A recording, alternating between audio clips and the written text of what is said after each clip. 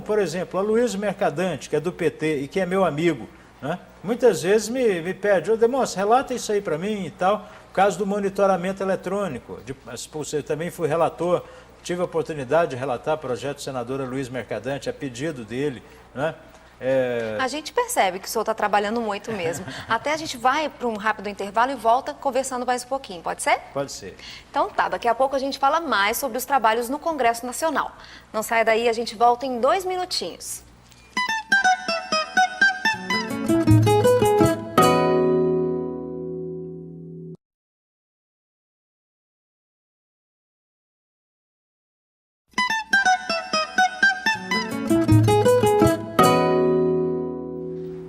O Goiás em Foco de hoje recebe o senador Demóstenes Torres, que fala sobre a vida política e a atuação no Senado Federal.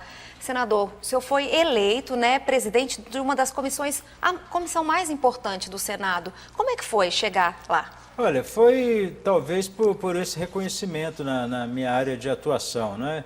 Desde que eu entrei no Senado, eu venho me esforçando, veja só que no DIAP, né?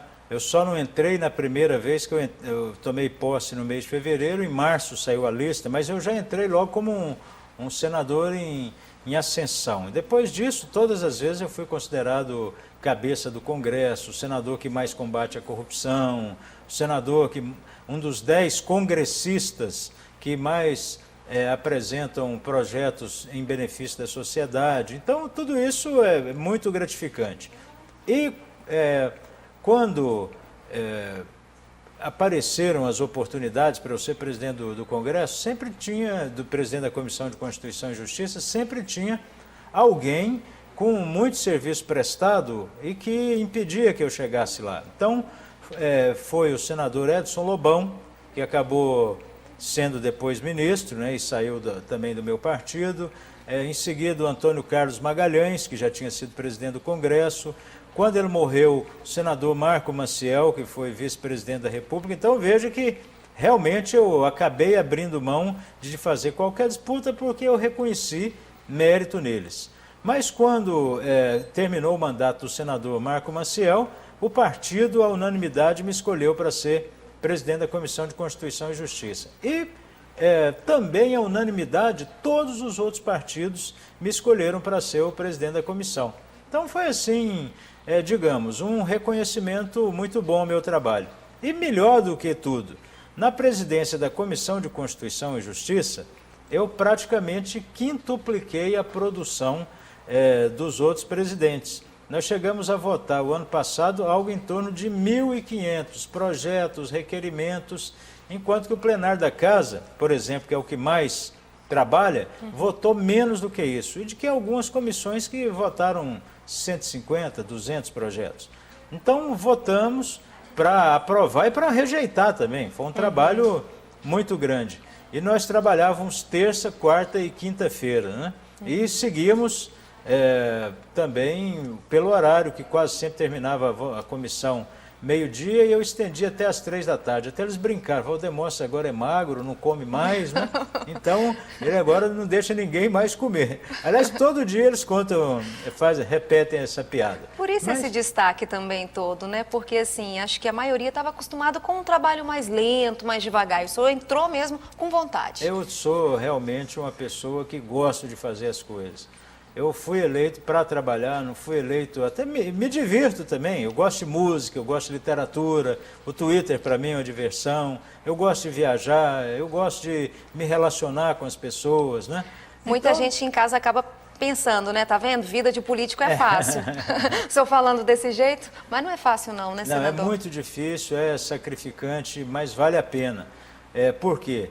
Quem leva adiante essa vida de político e leva a sério, né? Sabe que o político acorda muito cedo. Eu tenho ainda uma condição física, digamos assim, invejável para ser político. Eu nunca consigo dormir antes da 1 da manhã e nunca consigo acordar depois das 6. Nem no fim de semana? Nem no fim de semana. Então, assim, não é estresse, não é nada. Eu durmo o seu pouco, ritmo. Né? E isso me faz bem. Quer dizer, cheguei uma vez até a procurar um médico, não, se você está bem, se você não fica cansado, não tem, está tudo certo. Então, eu tenho Então, com isso, eu posso ver o último jornal, eu posso ir num encontro que termina 10, 11 horas, meia-noite, sair para outra coisa que não tem nenhum problema. Isso facilita. Além da disposição mesmo, eu não aguento ver processo, projeto em cima da minha mesa, não aguento ver trabalho por fazer, né? E isso tem me recompensado, desde a época do Ministério Público, e como professor também, eu fui professor, né? Então, isso tem me ajudado muito. Quanto que ganha um senador? Desculpa a pergunta. O senador ganha R$ 17.500 por mês, mais ou menos. É menos do que eu ganharia como procurador-geral, porque como procurador-geral ou como procurador de justiça, pelo tempo de trabalho que eu tenho, eu ganharia no teto, que é o que ganha todo procurador do estado de Goiás, algo em torno de R$ 25.000. Mas o senador, além disso, ele tem passagens de avião, e é claro, se não tivesse, como é que a gente ia... Como é que eu vou em São Paulo dar uma palestra, ou como é que eu me desloco de Goiânia para lá, né? Tem um celular de graça, tem correspondência para mandar para o eleitor, para uma pessoa ou outra. Então, acaba mais ou menos empatando uma coisa com a outra. Né? Só acumula essa presidência, né, da CCJ, da Comissão de Constituição e Justiça, com o relator, né, da CPI da pedofilia. Como é que é esse trabalho? Como é que tem sido esse trabalho? Senador, relator da CPI da pedofilia é algo extremamente difícil. A gente vê cenas horríveis, porque muitas vezes o pedófilo faz questão de filmar, de fotografar a monstruosidade que ele comete. Mas nós conseguimos modificar a lei do Brasil para melhor nesse caso. Hoje um pedófilo corre o risco de pegar 30 anos de cadeia se matar uma criança. Na internet, apenas o fato dele estar vendo alguma coisa lá na internet já lhe dá uma pena de até 4 anos de cadeia. Se fotografar, até 6 anos. Se comercializar, até 8 anos. Então, eu fui o relator também de todas essas leis relativas à modificação no Código Penal, que passou a se chamar Crimes contra a Dignidade Sexual, um grande avanço para as crianças e também para as mulheres, né? Quase sempre as mulheres, muitas vezes violentadas, né? Agora passou a ser ação penal pública, o promotor de justiça que vai tomar providência e não mais a vítima, né? E no caso da pedofilia propriamente dita, tentar cercear o máximo possível essa monstruosidade, uma CPI que já dura 2 anos, que nós prendemos dezenas de monstros e principalmente alertamos os pais, os responsáveis, né, para saberem realmente que tem que tomar cuidado com o seu filho, porque muitas vezes o monstro está dentro de casa ou muito próximo. Senador, a gente percebe que vocês da CPI da pedofilia já viajaram o Brasil inteiro, né? Em busca de provas, de pessoas mesmo, de criminosos.